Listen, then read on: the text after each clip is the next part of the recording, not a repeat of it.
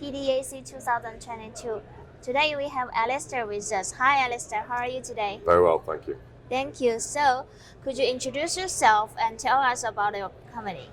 Yeah, so my name is Alistair Waddell. I'm the president and CEO of Inflection Resources. We're a Canadian listed and US listed company that's exploring for copper and gold in Eastern Australia, specifically in New South Wales.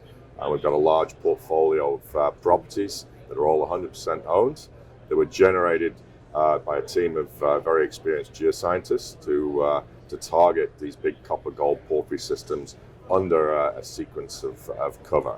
So we're exploring a belt that hosts some big mines to the south of us, most notably Cadia, which is the Newcrest Mining's flagship operation. This is Australia's biggest gold mine. And there's also the North Parkes operation, which is a joint venture between China Moly and Sumitomo. And that's a big underground copper mine. And we're testing a whole series of targets to the north of that, looking for big copper gold deposits. Yes, so talking about the New South Wales project and the Queensland, why do you choose to work there and what are the infrastructure and environment there? So we chose New South Wales really because of the opportunity that presented itself. There's a very well-known geologist called Douglas Haynes, who was the chief geologist for Western Mining Corporation, a very iconic Australian mining group with a serious track record of discovery. And ultimately, Douglas had an idea to explore the northern extension of this belt of rocks that presented itself, and we thought it was a great idea.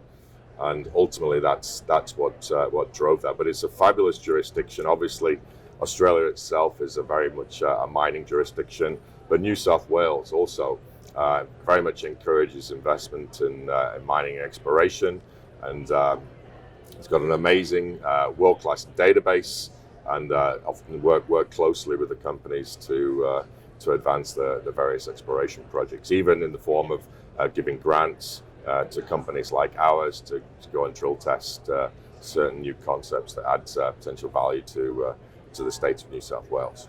That's good. Speaking to the Northern NSW project, how about your drilling test of the copper gold porphyry?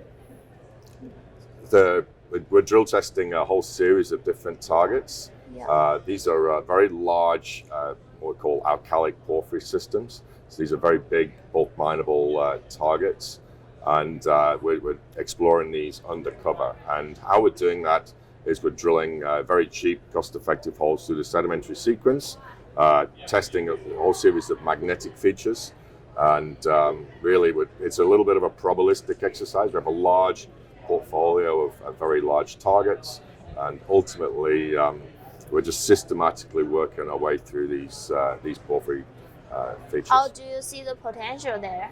So the potential is really one of the things that drove us to New South Wales.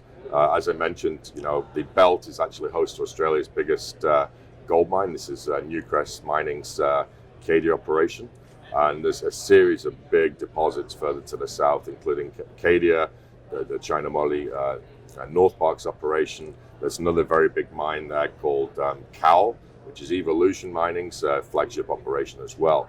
So the belt is known for big deposits as well as a lot of smaller ones, and we've basically got the whole northern extension of this belt of rocks covered with our claims, and we're sort of just systematically working our way through that. But the key for us is the scale of the prize and the types of deposits in the belt. That's good. So do you mind sharing with us about your team, management team? Absolutely. So we're very much a technically driven company. We've got a very solid team of geoscientists that are driving this. The key person was really Douglas Haynes, who I mentioned, and Douglas has been involved with a number of world-class discoveries. His big claim to fame was a discovery of Olympic Dam in South Australia, and more recently he was involved with the discovery of the Kamoa deposits in the DRC. So Douglas really drove this initiative initially, but certainly, we've also got Dr. Stuart Smith on who's the board of directors, and Stuart was a very well regarded geoscientist and specialist in copper deposits in particular, and specifically in New South Wales as well. We also have Dr. Alan Wilson, who has been involved in New South Wales extensively over the years and did a lot of work at the Acadia deposit. We've got Doug Menzies, who's well known in the New South Wales exploration community, and just a solid team of geoscientists, as well as sort of the capital markets side of things as well. We have Wendell Zerb as the chairman of the company, and Wendell was a former mining analyst for Pacific International and Canaccord for many years.